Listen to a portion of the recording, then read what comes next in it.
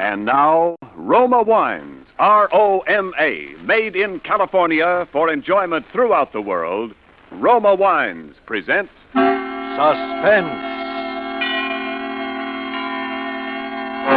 Tonight, Roma Wines bring you Mr. Vincent Price and Mr. Lloyd Nolan as stars of Hunting Trip, a suspense play produced, edited, and directed for Roma Wines by William Spear.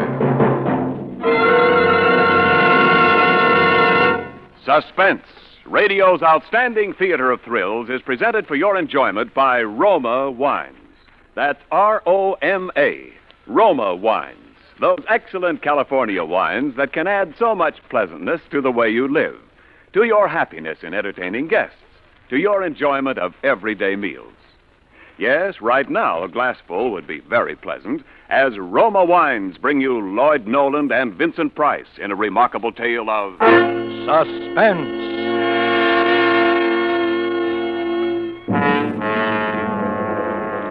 It began with just a little hunting trip for the two of us, Eric and me. I hadn't seen Eric for several months, since before Karen died, in fact. When I bumped into him at the club, he suggested that we run up to his cabin in the mountains for a few days, grab a bit of fresh air and relaxation, see if we couldn't bag ourselves a moose or a deer. And yet, almost at the outset, I had an uncanny feeling about that trip.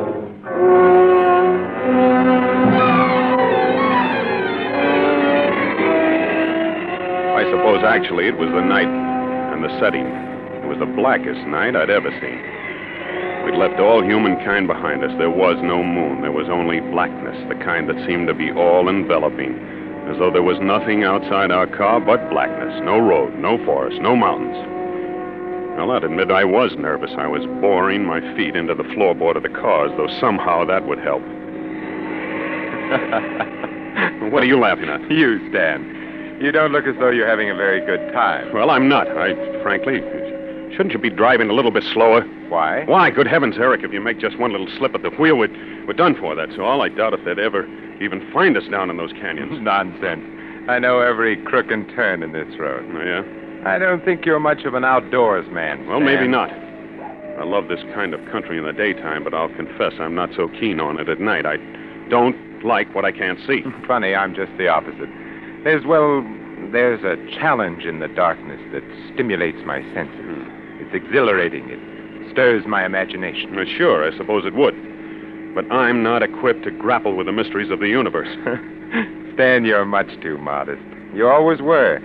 You've gotten out of life pretty much what you wanted, haven't you? Well, yes, I suppose so. Now, then don't always be belittling yourself. It's an effective technique, Stan, but I'm on to you. You're as clever as the next fellow, in your own way.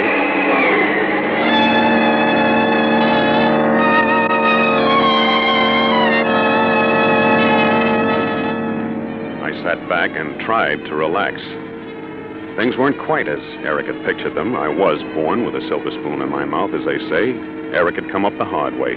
I was average and soft. He was brilliant and hard.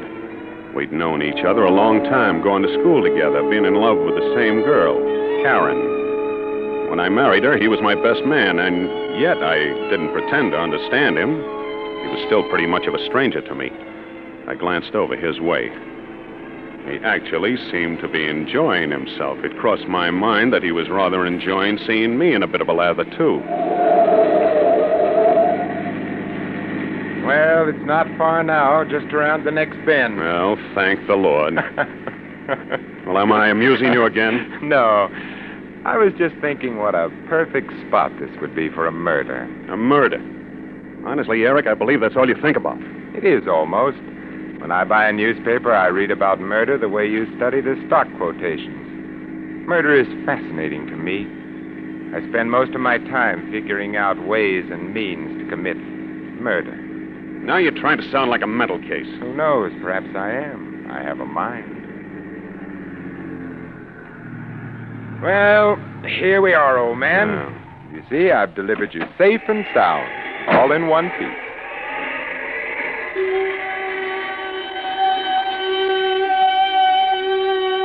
Eric's cabin was perched high on a rocky crag jutting out from the side of a mountain, with one wall flush against a sheer drop. In front, there was a steep path leading down to a lake. I could hear the lapping of the waves. Eric fixed us something to eat, then went outside. And pretty soon, he came back in. An armful of logs. His face was red and healthy. I don't think you like my place, Stan. Huh? Oh, yes, I do, honestly. I'm just tired, I guess. Well, we'll turn in directly. Oh, thanks. Cigarette? Yes, thanks. I believe I will. I like it here. All the privacy in the world. Mm-hmm. Say, Eric, Yes? why do you read about murder? Why do you read about stocks and bonds? Well, because they interest me. It's my business. My business doesn't interest me. I read about murder because I'm interested in people. Murder is emotional. And when people are being emotional, you get to see more of them. Why are you so interested in people? Oh, I think I'm more curious than interested. Well, all right. Why so curious? Well, it amuses me. I find out about people. I write down what I find out, and I write my impressions of how those people will react to a series of circumstances. It's a good way to get rid of one's inhibitions. Sort of a frightening hobby. I think stamp collecting is frightening. You're too darn clever, Eric. Why too clever? Well, I mean you see through people. Well, what's wrong with that, unless, of course, they have something they want to hide? Oh, I suppose it's all right, if your friends don't mind. Do you? Mind? No, heavens no. Why should I? That's right. Why should you? Well, how about hitting the hay? We have to be up early. We'll only get a few hours' sleep as it is. That suits me. You sleep in my study, Stan. The bed's in there is a bit more comfortable. I'll bunk out here on the couch.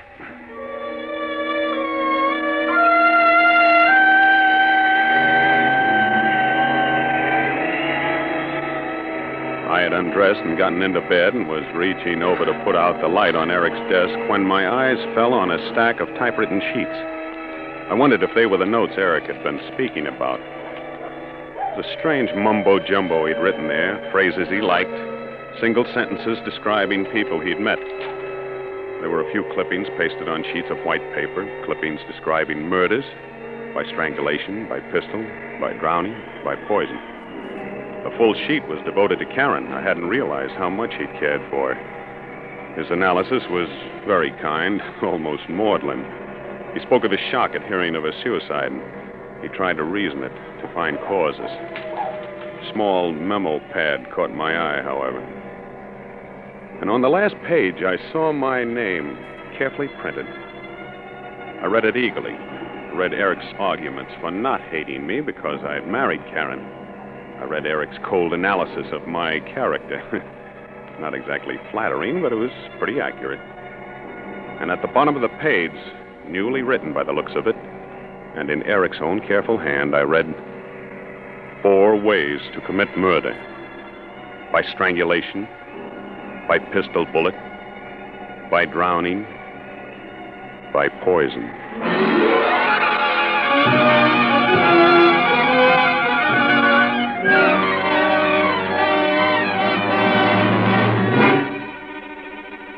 For suspense, Roma Wines are bringing you Vincent Price and Lloyd Nolan in Hunting Trip by Paul Bernard and Lee Horton. Roma Wines' presentation tonight in radio's outstanding theater of thrills, Suspense.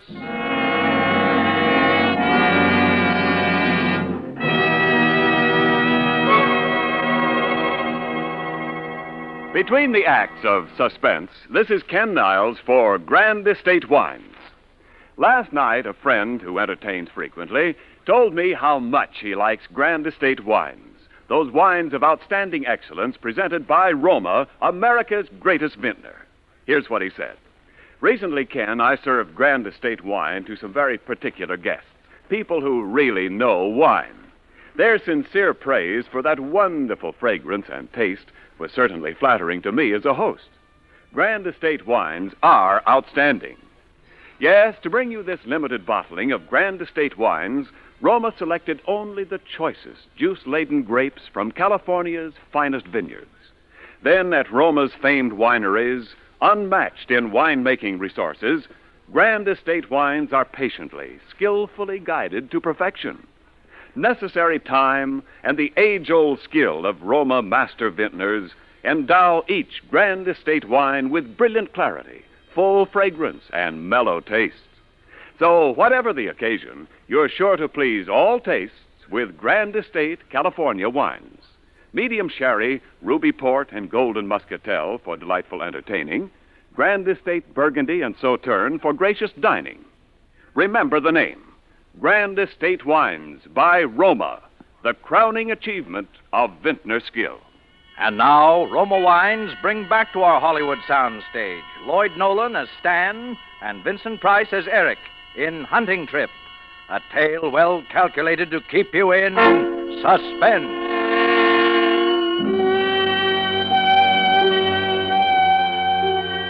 I suppose I slept that night, but it seemed as though I had only just dozed off when I heard the door open quietly. I opened one eye cautiously. It was still gray in the room, so I know I hadn't slept long. I was about to open both eyes to save Eric the trouble of waking me when I thought, he hasn't come to wake me. My mind threw two words at me. By strangulation. Before I had the chance to move, I felt his hands carefully on my throat. Don't! Why, Stan, what's the matter? I thought for a minute that... Yes? I guess I must have been dreaming. Nightmare. You grabbed hold of my hands like you thought I was going to strangle you. Oh, did I? What's the matter? Have you got a guilty conscience? Yeah. Yeah, I guess I have. What did you want, Eric? Time to get up. Oh, already? Yeah, that's right. I've got good news, too. I just spotted a likely-looking buck right across the lake when I went down for water. Oh, good. Well, I'll get breakfast going as soon as you're ready. Yeah, I'll be right with you. Now, there's no rush. Take your time. Nice to have you here. Well, maybe it was the way that he'd said that, as though he'd really meant it. For a minute, I was convinced that I'd let my imagination run away with me. And as for putting his hand on my throat, that was an accident. He'd been groping for my shoulder. And then the next minute, I was asking myself, was it an accident, though? Suppose I'd really been asleep. Suppose I hadn't grabbed his hands. I still didn't know what to think. Well, I dressed, and we sat down to breakfast. Oh, pass me your cup, will you, Stan? I'll give you some coffee. There you are. Thanks. Sugar coming up. No sugar for me, thanks. Well, Stan, when are you going to confess? What do you mean, confess? Or shall I drag it out of you? What are you driving at? Oh, come now. You're not going to play the adolescent schoolboy with me. I swear, I don't I'm know. referring to the lovely young woman you've been seen dining with and taking to the theater. Oh, you mean Marcia? Is that her name? Yes. Well, go on. Where did you meet her? How? When? Is she wealthy? Is she as beautiful as they say she is? Come on. Let's have the sordid details. No, Eric, you're barking up the wrong tree. Am I? Oh, I'll admit I've taken her out occasionally, but it's nothing like that. Marcia. Do I know her? No, I don't believe you do. Isn't her last name Jenkins? Yes. Oh, of course I know her. That is, I met her. Well, don't you remember? You introduced me to her yourself. Oh, did I? Yes, don't you remember? I ran into you at Silver's. You were buying perfume, and she was helping you select it. For Karen. Remember? Oh, yes. Now that you recall it. More coffee? Yeah, no sugar. Well, when we got to the lake, we bailed out the boat, loaded it, and pushed it out into the fog. It was still half light when we reached the other side, so we sat in the boat and lighted cigarettes, waited for the sun to come up. We'd been sitting there, just smoking, not saying anything, when he suddenly turned to me and said, You say that she'd been ill. Karen. Yes, she'd been ill for some time, Eric. So she killed herself. Yes. There was an inquest, of course. Well, yes, of course. Why do you ask? Look at that sun. Did you ever see such color?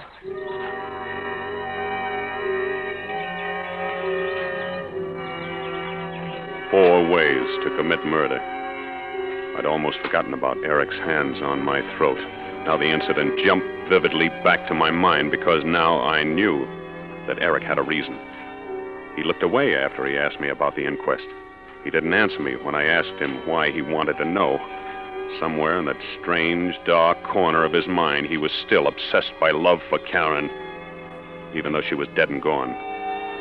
He thought that she'd still be alive and happy if she hadn't married me. My legs were weak when he motioned me out of the boat. A deer blew somewhere near us. We stopped. Hey, did you hear that? Yeah. Listen. It's moving west. Yeah. Stan, you work west, just about half a mile or so ahead of us. You'll come to a clearing. Mm-hmm. Take your stand there. Right. I'll strike north and west and then work toward the clearing. Good hunting. This is it, then, I thought. He'll hide somewhere along the way to the clearing and shoot me in the back. Now that I knew what to expect, I felt somewhat relieved. At least I'd be ready for him.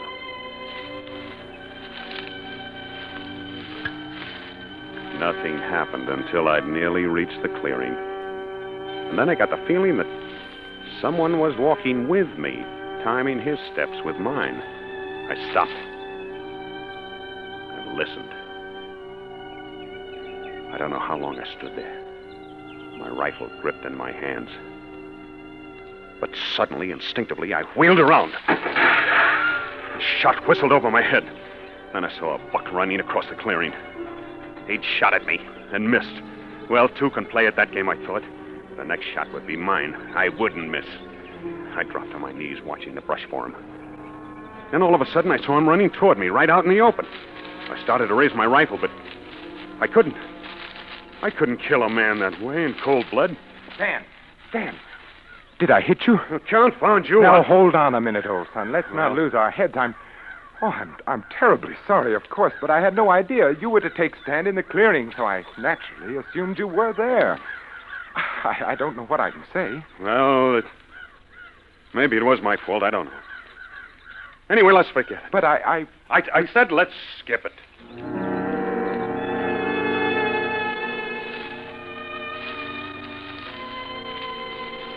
I stuck close to Eric after that. I gave no more opportunity for a shooting accident. It was dusk when we headed back toward the cabin. We didn't get our buck, not that I cared, and I'm sure Eric didn't. He was after different game. Then I saw a boat on the beach. By drowning.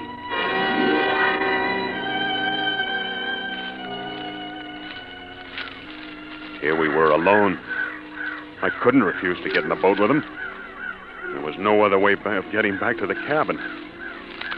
I could feel the perspiration trickling down my ribs. I stumbled in the underbrush. Easy now. Hey, it's too bad we didn't bag that fella. What? That buck. Better luck tomorrow, maybe. Yeah, better luck tomorrow. You seem preoccupied, Stan. Do I? Yes, I have the ghastly feeling that I'm failing you as a host. I don't think you're having a very good time. I think this is a marvelous country, Eric. You've exercised phenomenal restraint, old son. What do you mean?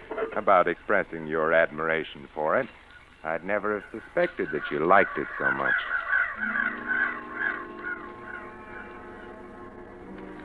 That remark called for some sort of an answer, but I wasn't equal to it. Fortunately, I was spared the necessity. We reached the lake in the boat. Then we tossed our guns into it. Eric started to push out to the shore. Hop in, Stan. Easy does it now. Hang on to the oars, will you, while I climb in? All set? All set. Splendid. Here, now, you better let me row. I know this lake. There's some treacherous spots in it. What do you mean? Oh, some nasty boulders sticking up. Some of them that aren't easy to spot. Come too close to the surface for comfort. I see. If we were to hit one of them, we'd turn over in a hurry. You don't swim, do you, Stan? You know darn well I don't. Oh, that's a shame. It's a mistake not to learn to swim, don't you think?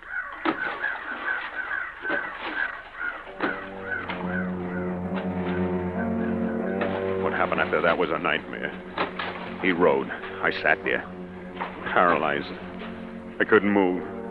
I couldn't think. I knew I should do something, but what? I stared at the water till I was blind, looking for rocks. Eric's face was a blur. He just smiled, rowed and talked. His voice sounded hollow and unreal. You're shaking, Stan. Is something wrong? This lake's plenty deep.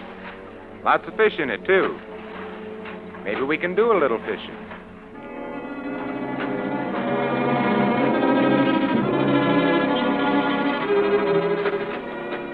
He stopped suddenly. He'd seen something in the water.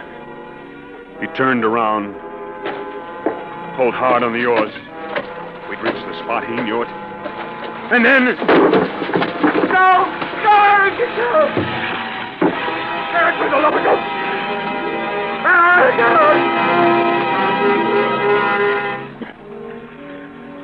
When I came up, Eric was there in the water near me. He didn't speak. He just grinned. And then I saw his face above mine, grinning. Saw him raise his face, strike me, and that's the last I remember.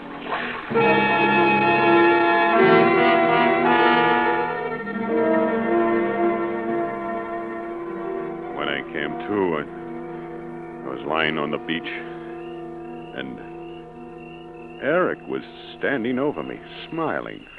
Well, hello. How are you feeling? Okay, I guess. Say, you're a tough customer to rescue, old son. You put up quite a fight. I'm sorry. I thought that maybe... Don't try to talk now. You've had a pretty bad time. Take it easy. Well, it was all clear to me then. Eric had saved my life. It had been accidental. The shot, the boat turning over. He didn't want to kill me. A man doesn't save you from drowning when he wants you dead. But it had all been my imagination, a nightmare. Oh, the relief that flowed through my body was almost too much for me. It would... Well, there aren't words to express how I felt.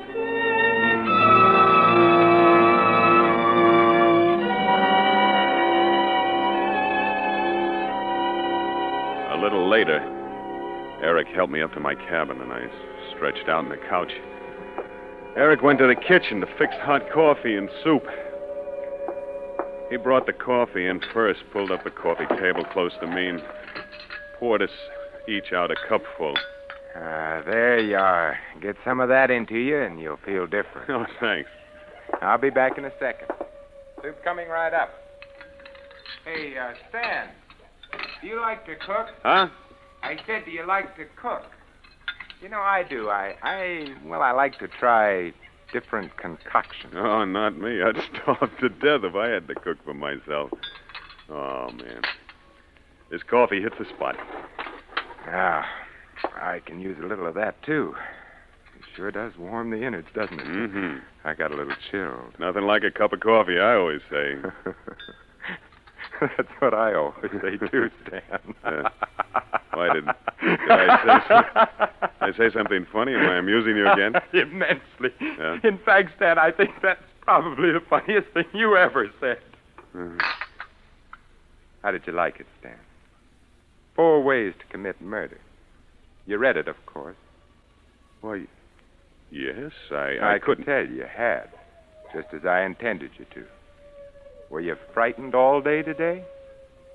I don't understand. You didn't know, did you, that I came to your engagement party to ask Karen to be my wife? I wasn't aware that you were throwing a party or that she had accepted you. Oh, good Lord. Perhaps you don't remember what I told you that night. You thought I was joking, but I meant every word I said. That I'd make you pay if you failed Karen, if you made her unhappy. Within all these years, you would... Then you did bring me up here to... Murder you? You're so right, Stan. But you pulled me out of the lake. You saved my life. You are a dull-witted clown, aren't you, Stan? Don't you know me better than that? Did you think I'd kill you in the manner of a homicidal moron? Oh, no, Stan. But you did take a shot at me. Oh, yes. That was the second way. The first way was by waking you up by the throat this morning. The boat tipping over was the third way. And now I suppose we've reached the fourth way. Your brilliance positively staggers me. You can't get away with it, Eric. Oh, yes, I can. I have. You see how intently I'm watching you. I'm waiting to see you fall. You're going to die, Stan, just as Karen died. What do you mean? In the coffee stand. That's right. Your coffee's poisoned, just as you poisoned her coffee. Only yours is a slow poison. Poetic justice, don't you think? You poisoned my coffee? Yes, I wore down your guard. I planned it so that by now you would trust me. You would have faith in me. You poisoned my coffee? What have you... I didn't drink my coffee, Eric.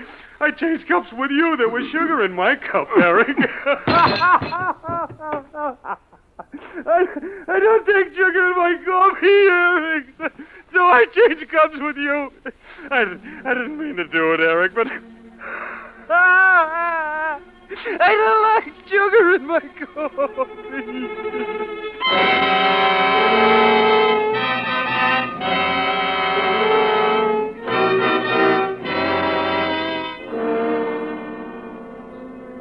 So you see, I didn't kill Eric, really. He killed himself accidentally, but I wish he had killed me. He had a good reason to, because somehow he knew about Karen, about how I killed Karen by putting poison in her coffee that morning. And I watched her die, the same way that I watched Eric die. I'm tired now. I don't want to talk anymore. You do whatever you want with me.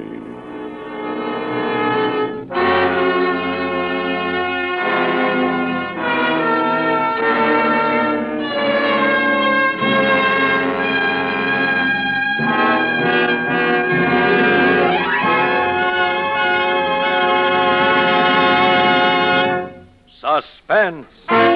Presented by Roma Wines, R-O-M-A, made in California for enjoyment throughout the world.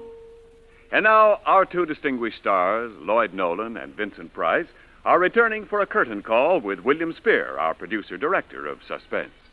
Mr. Spear is carrying two large gift baskets of Grand Estate California wines. Lloyd and Vincent and Lloyd, just to keep the billing straight. We want you each to have a basket of these Grand Estate wines with our compliments for a thrilling performance. Oh, hey, thank you, Bill. Hey, this is quite a selection. Certainly is. My thanks, too, Bill. Well, there must be a Grand Estate wine for every occasion here. I guess there is, isn't there, Ken? Well, there is indeed, Bill. Even my favorite, Grand Estate Medium Sherry.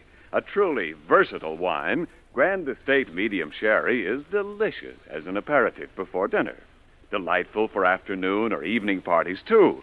And, of course, like all Grand Estate wines by Roma, Medium Sherry possesses the brilliant clarity, full fragrance, and mellow taste that distinguish truly great wines. Well, it sounds wonderful. Well, yes, Mr. Nolan, and you can be sure that any Grand Estate wine you serve represents the ultimate in wine goodness, the crowning achievement of vintner skill. That's why Grand Estate wines presented by Roma, the greatest name in wine, are the choice of discriminating wine users everywhere. Well put, Ken. Vincent, what's new and startling over on the 20th Century Fox lot? Well, they're pretty excited about Darryl Zanuck's film version of Mom's The Razor's Edge, which is just finished up shooting. And I guess the picture that they like best among the current releases is Claudia and David. You're on loan out just now, away from the home lot, aren't you, Vincent? That's right, Bill. And Lloyd is, too. Yes, sir. I will be in a couple of weeks. Right now, I'm just loafing. Grabbed a little fishing, took a hunting trip up north. You wouldn't want to go on a hunting trip with me, would you, Lloyd? No, thanks. I had plenty of that tonight on Suspense. Bill, who's on the show next Thursday? It's Dane Clark in a suspense play about a Gunsel, a professional murderer who doesn't know he has any emotions until he finds himself falling in love with the wife of a man he's killed. Sounds wonderful. We'll be listening, eh, Lloyd? Oh, yeah, sure thing. Swell. Well, then, if you two will relieve me of these baskets of Grand Estate wines before my arms give way and there's a loud crash. Thanks again, Bill. Well, good night. Good night. Next Thursday, same time, listen to Dane Clark on Suspense. Presented by Roma Wine Company of Fresno, California.